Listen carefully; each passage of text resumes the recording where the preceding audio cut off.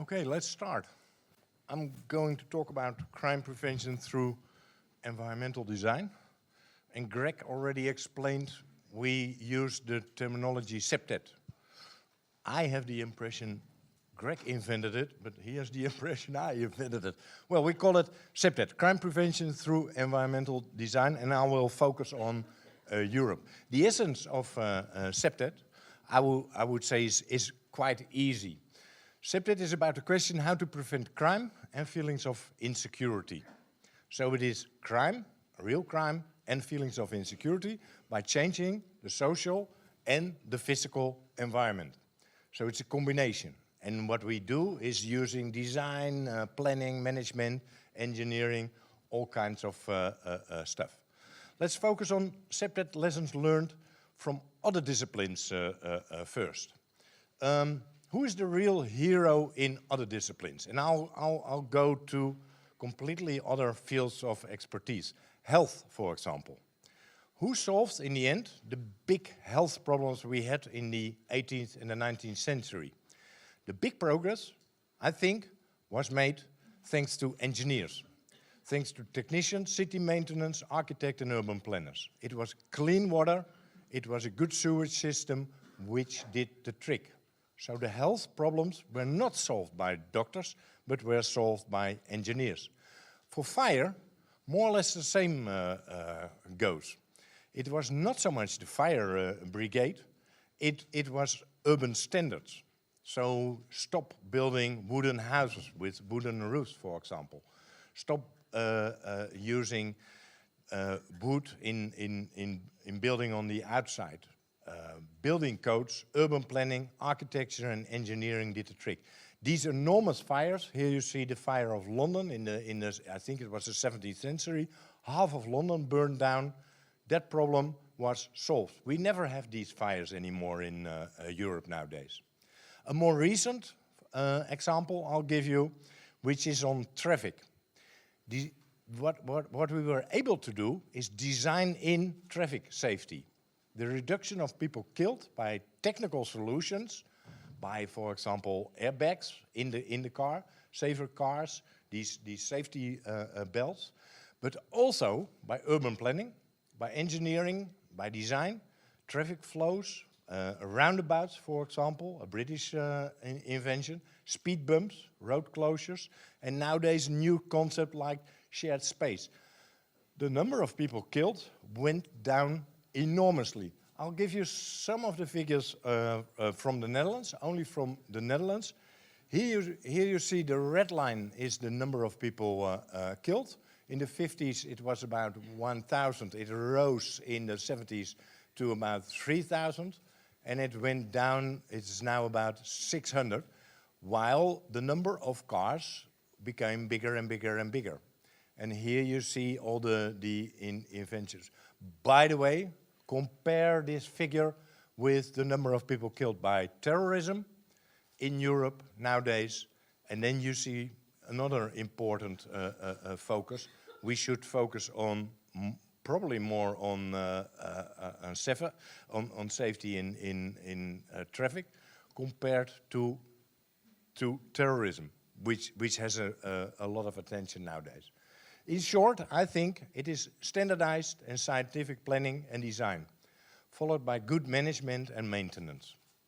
That's work for architects, urban planners, social workers, all kinds of people. Standardization is important there. One set of concepts, the same terminology, that we at least understand each other, and that we have a kind of a consensus about the process. First analyze, let's first look what's happening, let's then together do something, evaluate it. That's the normal approach. It is a kind of a scientific, evidence-based working approach with what I call a learning cycle. Plan, do, check, act, the Deming circle. It is called quality management nowadays. We can learn from these approaches to tackle crime and feelings of insecurity together. Together with the police, the social, the community worker, the residents, of course, themselves, and the designers, urban planner, and architect. So we all have to do it together somehow. Why am I focusing on crime as well as feelings of insecurity. Well, I think both of these issues are very, very important. You have the objective crimes and you have the subjective feelings. But the problem with human beings is that, and it says so, if men define situations as real, they are real in their consequences. So if you feel insecure or fearful, that can poison a community, poison a neighborhood, poison a society. People stay at home, there are no social interaction, deserted streets, that's a kind of a crime generator. So feelings of insecurity is maybe a new issue for us, but it is here to stay and we better learn to deal with it. And that's important because, for example, if you suddenly see too much police force, that may harm feelings of security sometimes. If you see something like this, you become really fearful. And you can see this from nearly every day in Brussels or Paris. Or I was recently in London, the London Transport Police looks like this. So that is not a good development. Too much security and too much fortress mentality may harm feelings of insecurity, and fear will be the result. I'll give you some examples from all around the world. These measures, anti-terrorism type of measures, are making one thing completely clear. The authorities are in panic. They don't know what to do. So this makes people more fearful, I would say, fueling insecurity. These are pictures taken from very small villages somewhere in the Netherlands, trying to protect the town hall. It's complete lunatic type of approaches. I call it a stupid security approach. This is the town I live in, Amsterdam, and they placed in one of the areas these concrete blocks. Later on, they designed it a bit better, but it's still, this is a well-designed stupid security approach, you might call it. But it's still stupid.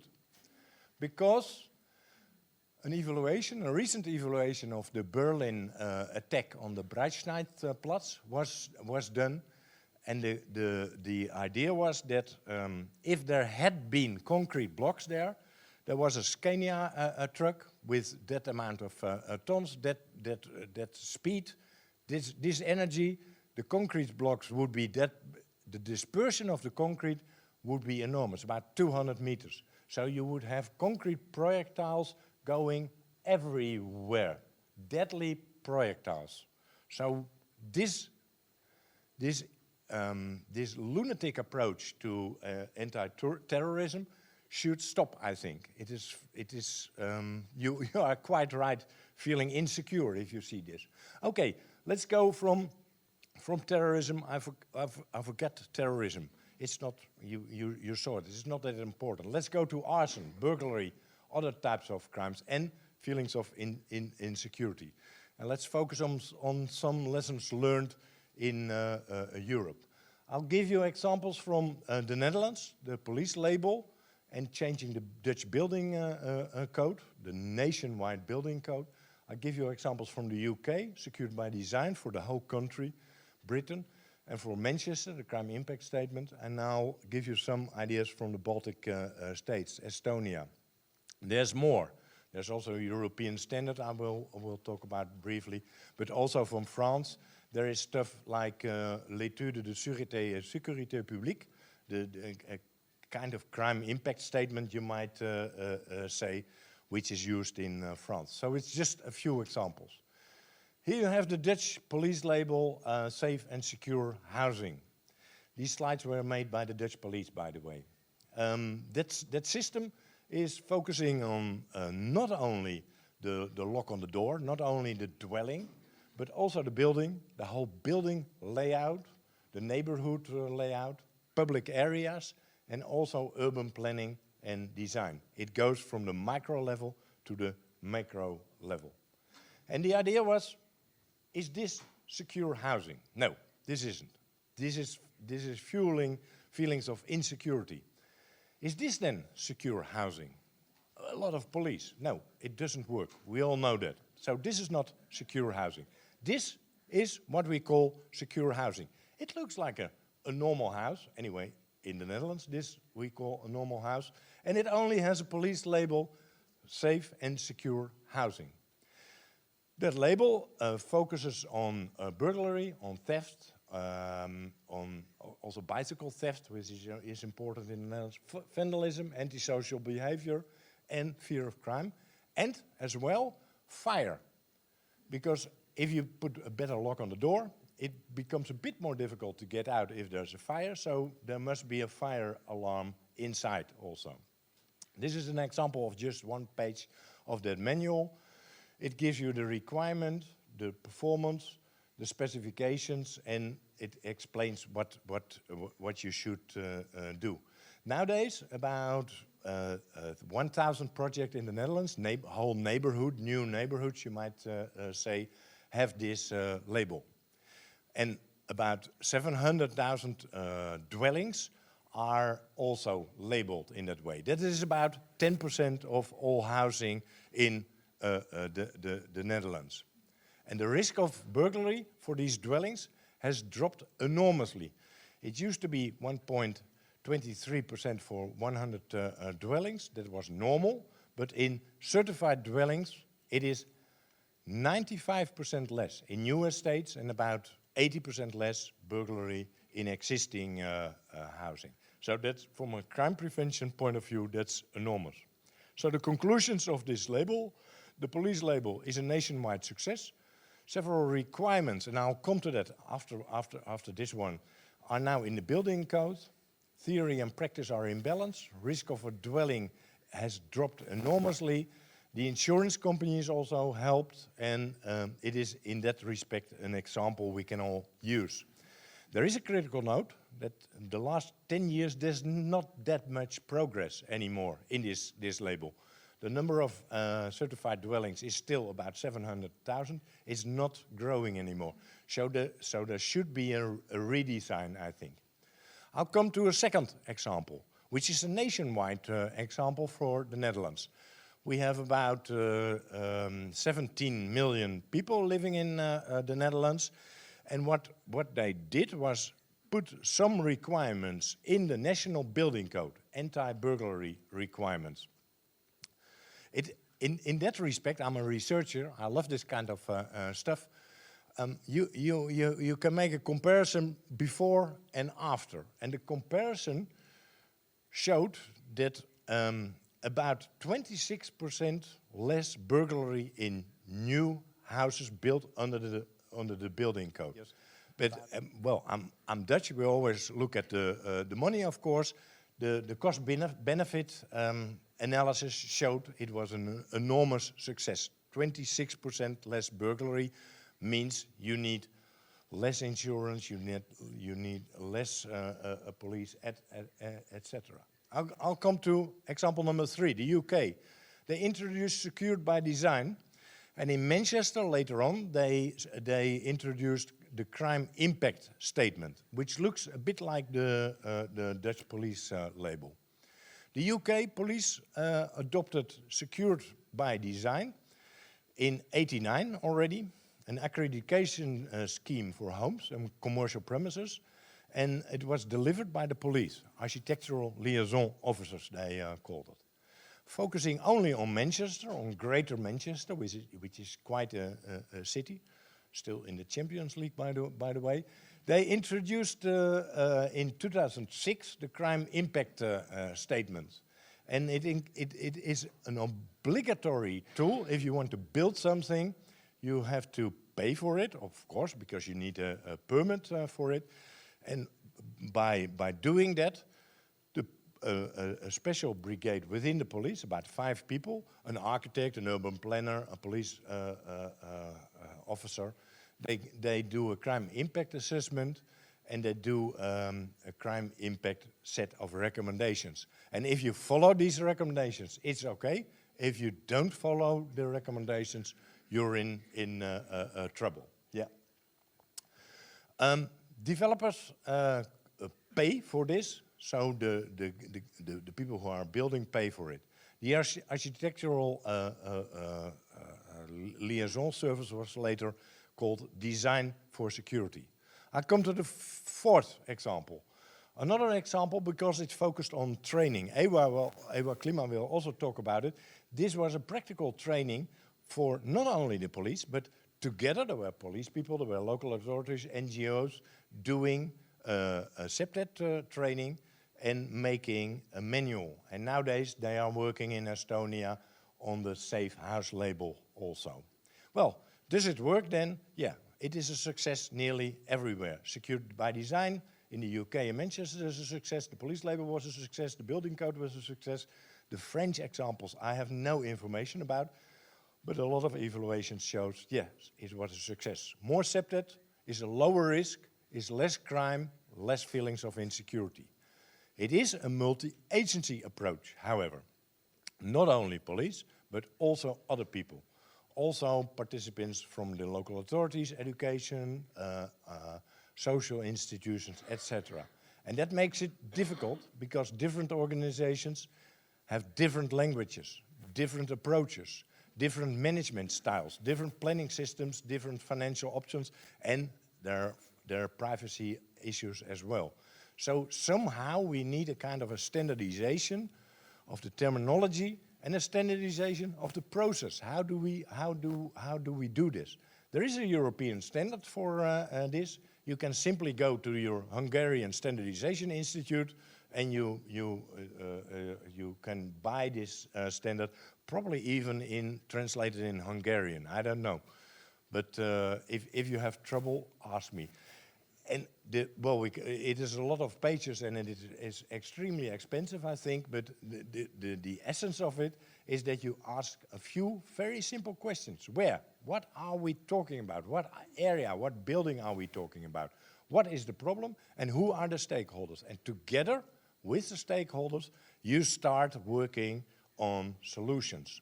This looks extremely difficult, but this is the process. There is also a manual made by the Italians and the Spaniards, translated, and they have 3 chapters on strategies. One on urban planning, one on urban design, and one on urban management. This is an example from one page of the Safe Polis manual. So the handbook, this manual exists in English, but also in Italian, in French, and also in Spanish. Not in Hungarian, I'm afraid. A valuable standard and a good manual, it is available. And the Czech people from Prague are working on the rebranding at the moment. Okay, I'll come to conclusions. Prevention and CPTED works. That's clear. The theoretical roots of the concepts might be very diverse. Greg already told us that. And it is a mix of social and technical physical measures. It is building and living, you might say. It is always time and place specific. So focus, for example, on one neighborhood. And it is a different group of stakeholders that have to be included. And that makes it difficult because then you need a kind of a language, and a standard can give a language like adapting to the local situation and the participating stakeholders. So it depends on who is participating. Lessons learned, the other few lessons, multidisciplinary process with diversity in participants. It is, you need a standard for that. And I think, but I'm also mainly a researcher, I think evaluation is very important. So we should learn from every approach. And CPTED has to aim for diverse, inclusive, safe, and thus healthy cities and neighborhoods, I would say. So I would say to all you Hungarians, why don't you join the club? So we have, and Greg started it once in Calgary, the International CPTED Association as a general umbrella. And we have in Europe the European Designing Out Crime umbrella, but you can start a chapter in every country, so there might also be an Hungarian chapter, and we're happy to include them in the International CPTED Association. That's it for me. Thank you. And if you have any questions, come to me later on. Thank you.